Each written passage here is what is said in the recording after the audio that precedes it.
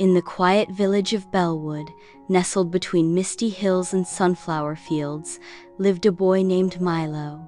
He was 8 years old, with wild brown curls, sparkling eyes, and a smile that could melt the hardest hearts. Milo was different from other children in one way: he was deaf. Since birth, Milo had lived in a world without sound. While other children laughed at the chirping of birds or danced to the rhythm of songs at the village square, Milo watched silently, feeling like a ghost in a world painted with invisible music. But Milo never felt sorry for himself. He loved to explore the forest behind his cottage, drawing pictures of animals and mimicking their movements. He could feel the crunch of leaves beneath his feet and the soft thud of his heartbeat when he ran. To him, the world still had rhythm, it just danced differently for him. One evening, just before sunset, Milo wandered deeper into the woods than ever before. Chasing a fluttering monarch butterfly, he crossed a stream and stumbled upon a part of the forest he had never seen. There, standing in a clearing bathed in golden light, was the most unusual tree he had ever seen. Its trunk shimmered like polished silver, and its branches sparkled with tiny glowing fruits, like floating lanterns. The leaves were shaped like little musical notes, and every time the wind blew they shimmered and swayed, as if humming a tune. Milo was captivated. He stepped closer and placed his hand gently against the trunk. Suddenly, a soft vibration pulsed through his fingers and up his arms, like a whisper just beneath the skin. Startled, he pulled back, but curiosity won over fear. He touched the tree again, and this time he closed his eyes. Boom, boom, boom. A steady pulse echoed in his chest, a low, slow rhythm like a drum. Then came a flutter, like tiny footsteps tiptoeing through his ribs. Then a rush, like wind soaring through his arms. Milo's eyes flew open. He wasn't hearing music, but he was feeling it.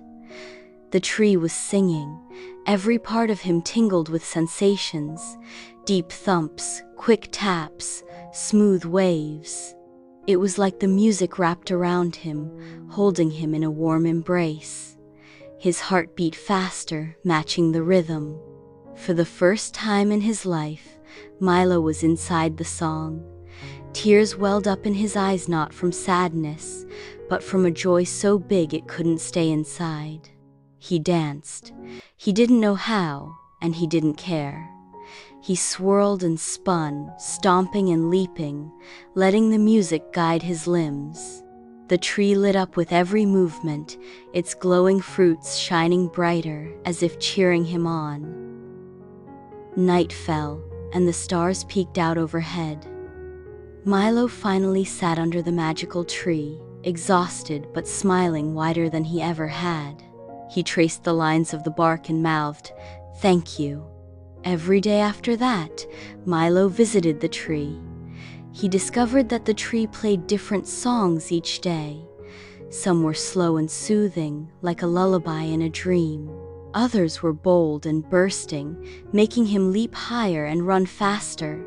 He brought a journal and began drawing what he felt: swirls, zigzags, bursts of light. To him, these were songs made visible.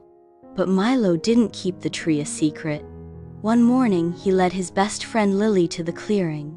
At first, she couldn't feel anything, but when she held Milo's hand while he touched the tree, a faint vibration passed between them.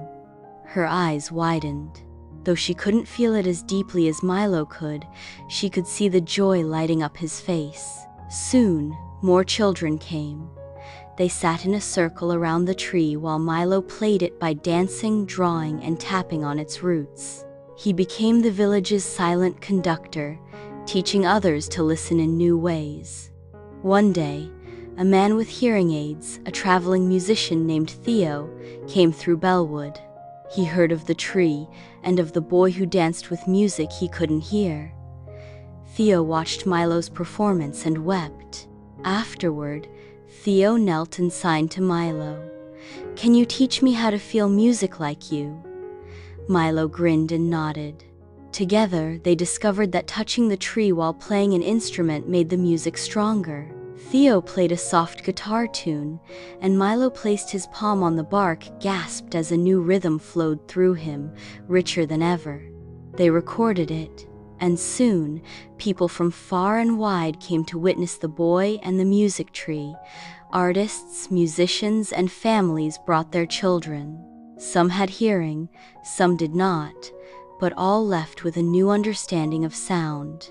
As seasons passed, the music tree became a symbol in Bellwood, symbol of connection, of listening with your heart and body, not just your ears. And Milo? He became a storyteller, not with words but with dance, with light, with drawings and vibrations.